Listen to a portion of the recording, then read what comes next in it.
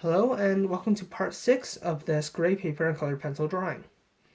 So in this part we will be drawing the mountain, which I promised back here. Alright, so let's start. So first off, we want to get the basic shape of the mountain. So what I want to use here is a light violet color. This is in the Scholar series. It's one of the best colors in the Scholar series because it just goes well with every single other color ever, basically. And so let's just start out by lightly creating the outline of this mountain. So here's what I imagined the peak to be. Maybe it goes down a bit here. Maybe it goes up a bit here again.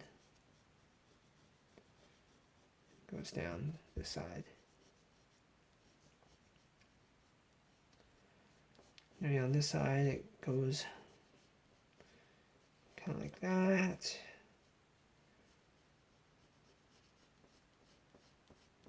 Bit of a cliff drop down here.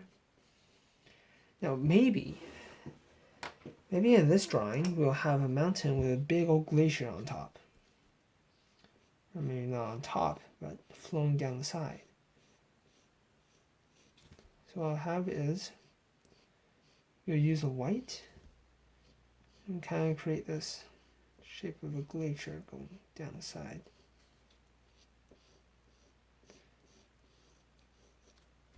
Just making a basic outline of the other side. And maybe down here the mountain comes back up and says, okay, it's no longer covering right here. Continue going backwards. Before the mountain kind of straightens out back here. Alright, so let's get started. So the colors we'll want for this are the browns, the violet, a few of the darker blues as well. So what I have is porcelain blue from the Scholar series and Copenhagen blue from the Scholar series. So Copenhagen blue is available in both the 24 and the 48 set. It's just your basic dark-ish blue color. I also use the Premier Violet, which is much more akin to the porcelain blue, which is kind of the color that you see on Ming vases, which I assume is where they got the porcelain blue color name from. Alright, so let's start with the violet. That was the color we were using. And let's decide, where is this side of the mountain? Maybe it goes around here. So we're looking for the front face of this mountain right now. Alright, so we also use the white. And for this we want to sharpen the white. We want to have everything be very well defined here. So right here, the mountain starts.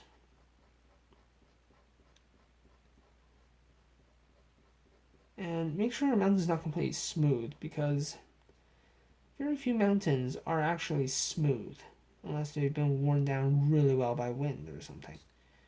They're rocks, so they're jagged and bumpy. So let's just lightly using the white. Don't want to overpower the violet here. And use the darker violet right here. And we're using a darker color very lightly. So what we already decided is that this side is where the light strikes. So we don't want too much darkness. Maybe we'll keep on using the white here because there's another plane. There's a little ridge of rock here. Going down there. And we'll just blend out using the violet.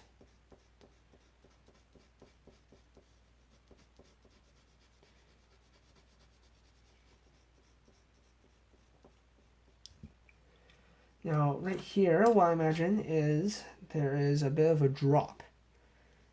And maybe I'll use a bit of the brown for this drop.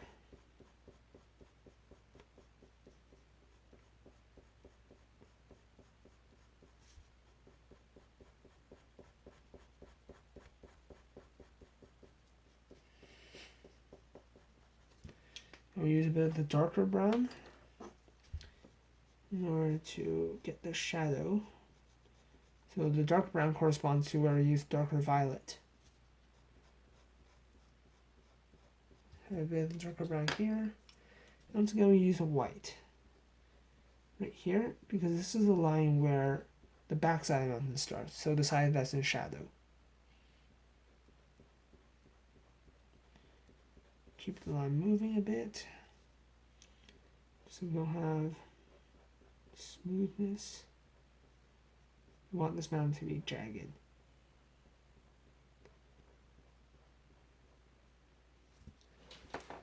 Alright, now we continue on the violet down here, and now the darker violet down here.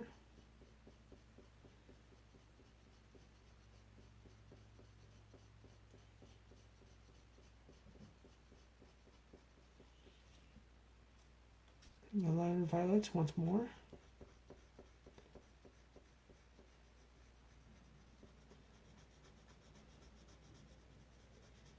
And now the darker violet. They're always corresponding with where much of the other colors are. Now right here, maybe the line, the ridge kind of goes this way. And now this is where the glacier is, right? So let's decide where this glacier is going to go. Maybe it flows along the side of the mountain. So it goes down all the way here. And where does it end? Well, maybe we got a nice little ridge over here that's stopping this glacier from going all the way down. But this is just a light impression right now. So for the glacier area, we will use the cloud blue, the white, and a few of the grays. So we have dark gray here, and pale warm gray,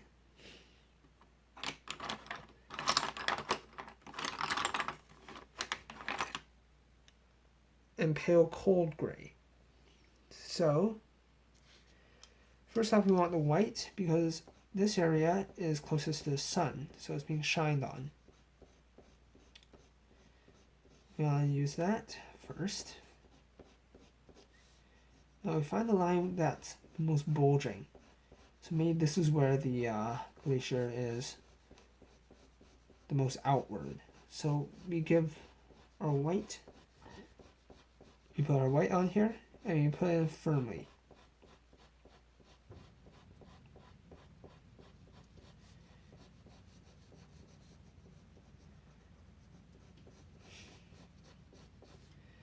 And now using the pale warm gray, go over this area. Mixing in some white along it as well, just a bit less white than we had here. So what we want it to look like is this area is the lightest along this line, this ridge. And it gets a little bit darker as you go along here, but not too dark.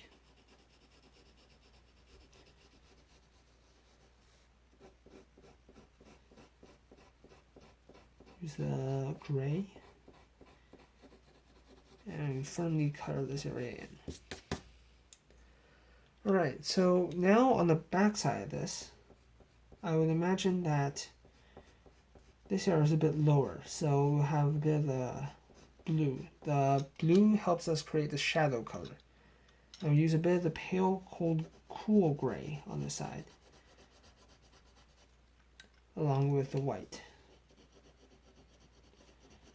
It is important to always have a bit of white here so that it looks like ice.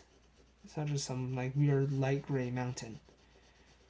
We have snow and ice here. We just have less light hitting the snow and ice.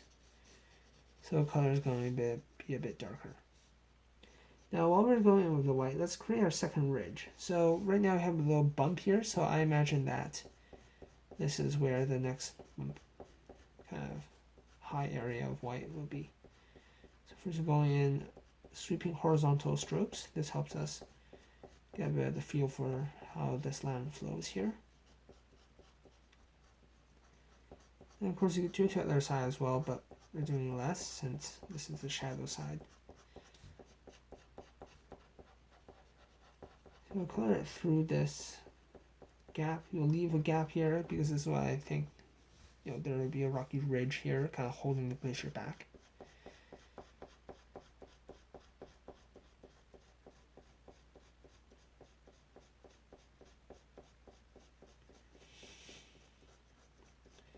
And now we line up on how much of the white we use. Now we go back into the blue. And now let's use some of the dark gray. Now this isn't actually a very dark gray, it's more of a medium gray and it's quite bluish. So we'll just get a nice little line right here.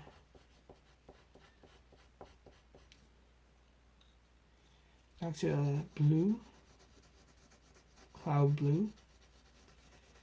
Clear this way a little bit. We'll use the blender pencil. Go horizontally since we went vertical with the pigment. So just get a smoother looking blend.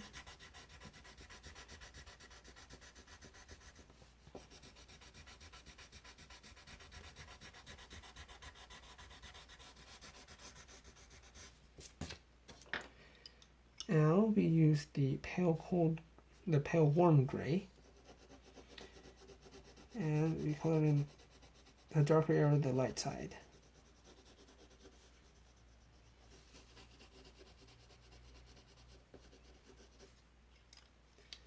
Now actually, let's use the black here, and maybe there are a few dark rocky protrusions coming out of the side, maybe around the middle of this. So we just create our basic shape, go down a bit, shade down a bit with the black. Now because we already had the blending stick used here, the black comes on very smoothly. Now we use a bit of the violet. Actually, let's use the porcelain blue. Porcelain blue is a very nice color for maybe when you don't want your black to be as dark, you put in the porcelain blue. And now with the blender pencil, kind of blend downwards, pulling a bit of the darker color into the white. And what this does is it makes it look like some of this rock is trailing into the snow.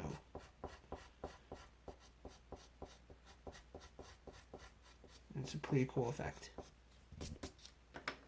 And I might want a bit more black here because it's looking a bit hollow. We don't want that.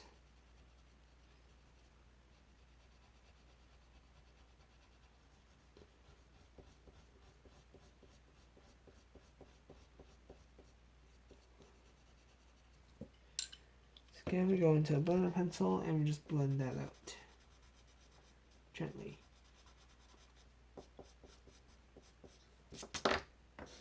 All right.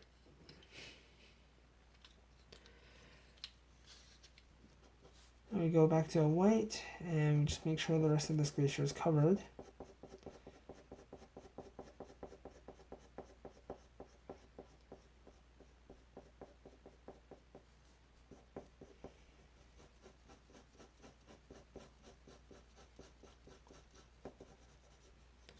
And we use a cloud blue as it gets into the shadow area.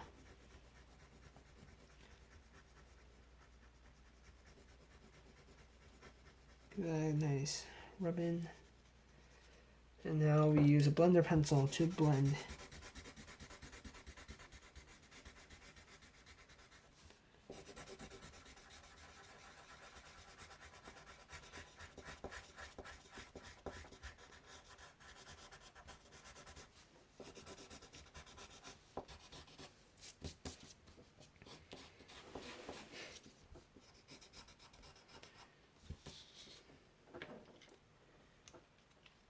Now we go back to the main mountain area.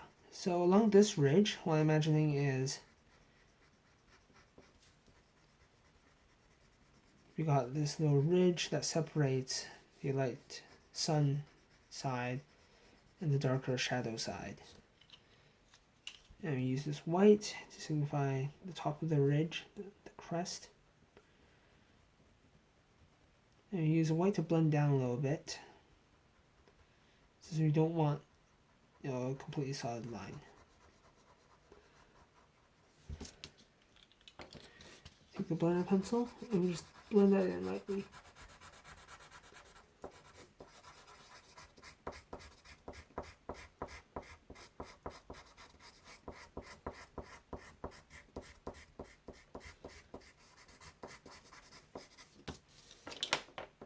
Now at the edge of where the mountain meets the glacier, we can use a bit of the darker violet.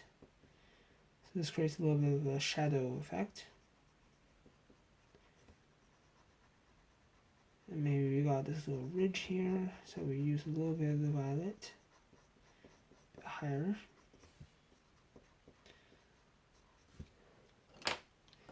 And now we use the blender pencil once more, blending upwards, lifting it.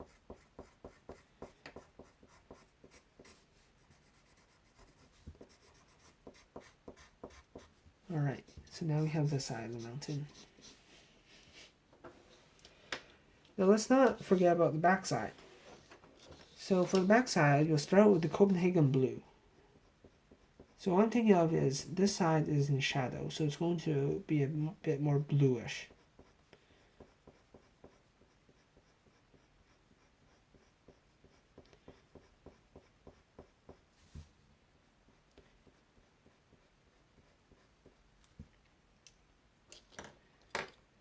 Now we're going to a bit of the Copenhagen blue, not too much.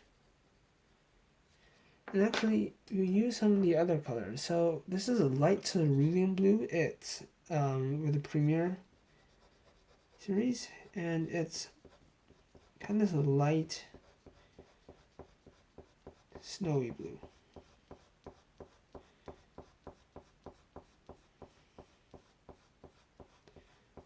We'll go along the back of here. A bit of it's violet. A bit of Copenhagen blue where we want it to be a bit darker. Since this mountain is still far away, so we don't want it to be too dark. We still want it to be a bit faded. Which is why we use the purples, even though the mountain may appear, different color. So we use a bit of the blue, darker Copenhagen blue right here. And maybe a bit here.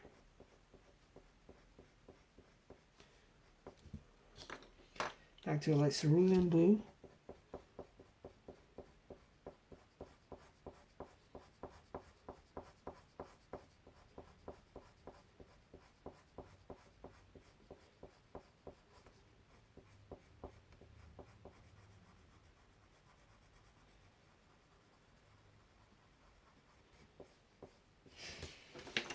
I'll take the blender pencil and just blend.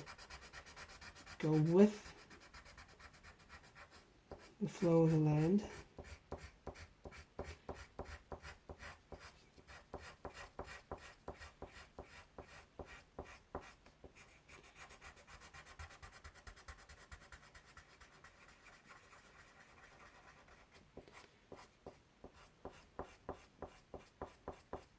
Blending outwards.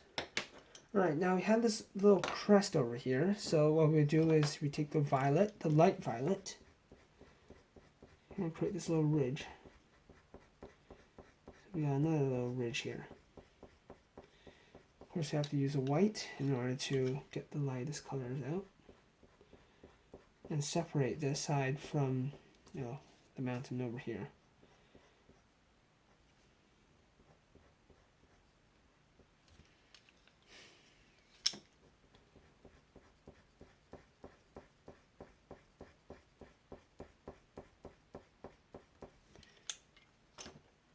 Some darker violet.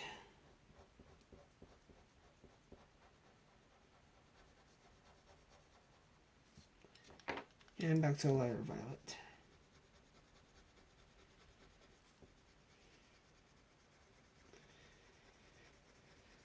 Get these into this side. Okay, and now we take the blender pencil and we really work it in. This time in the direction that this hill will flow.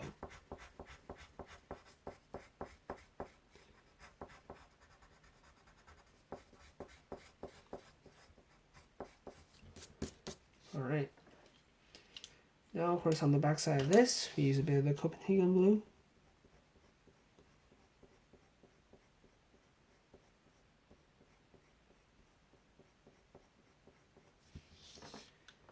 And the light cerulean blue.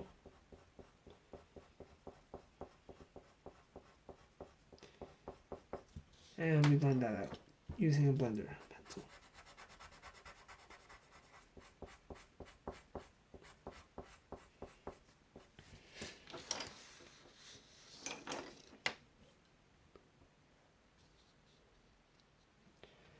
Alright, so now we have this portion of the mountain done. Let's work on the closer ridgeline. So for this we use a Premier Series dark brown. Start from the darker area first. So this ridge is holding the glacier back away from us. And it's providing another plane in order to get a better feeling of depth in our drawing. It's another layer of things, if you will. Okay, this goes down along here. Now we use the lighter dark brown, the Scholar series. It's lighter than the Premier. Go along this side. So what we did is we used the darker dark brown in order to color in where we thought the shadow might be. Just kind of go down around here.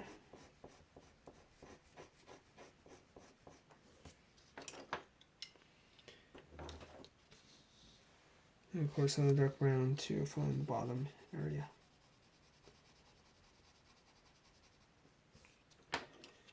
Now we can use a bit of the apple green towards the base of the mountain. Because what I'm thinking is there might be some grass growing along this ridge. The grass kind of disappears as it goes up. So take our blender pencil now. And following the flow of this hill, color upwards.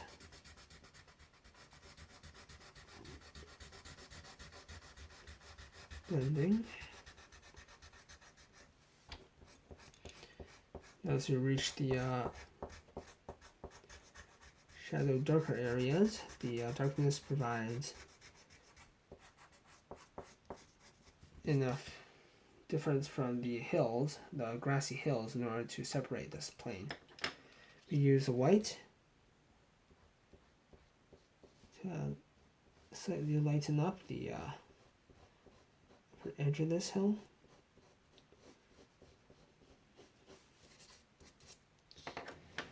And a bit of white to lighten up this part of this hill to get better separation. Now we use a blender stick to make sure these white don't create lines.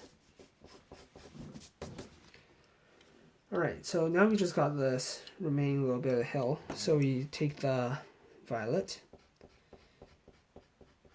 kind of just drag it downwards. Now maybe along this hill, it'll be the violet will slowly be replaced by the brown.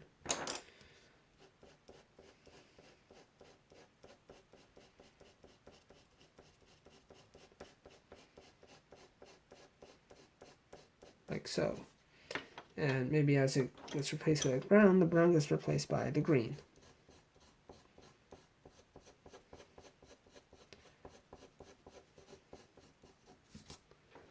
Like that. So now we take the blender and we just blend it all out.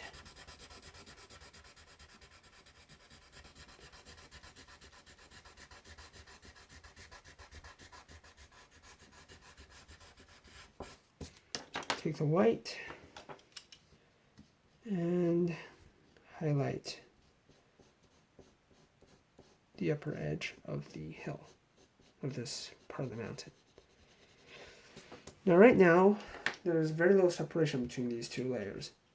So what I'll do is I'll take the black and just along the valley, gently make the tiniest little indications of a few trees. These are very distant trees, so we're just using the black.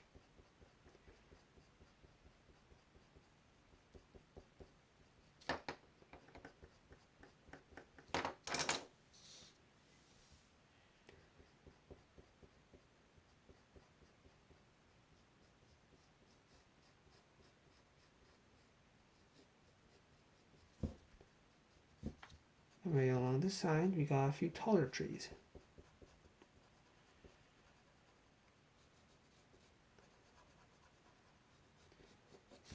Now with the blender stick, now that we blend that in, first we use horizontal strokes near the base, and then a few vertical ones towards the top. Horizontal at the base and vertical at the top. Let's do the same once again, a little bit higher with a little bit less.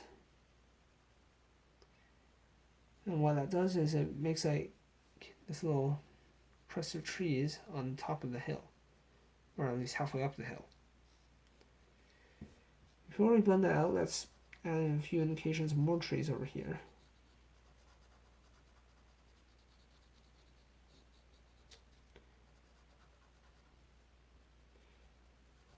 When the black feels like it's getting a bit dull on one side, just turn it around. The other side would be pointy.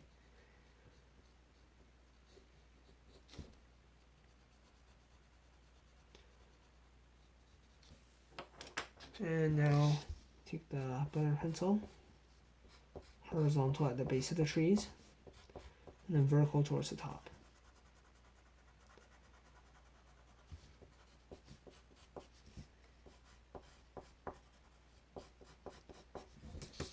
Alright, so now we have a mountain. Stay tuned to part 7 of the series, where we will start with the sky and maybe a few even more mountains in the back. So until next time, goodbye.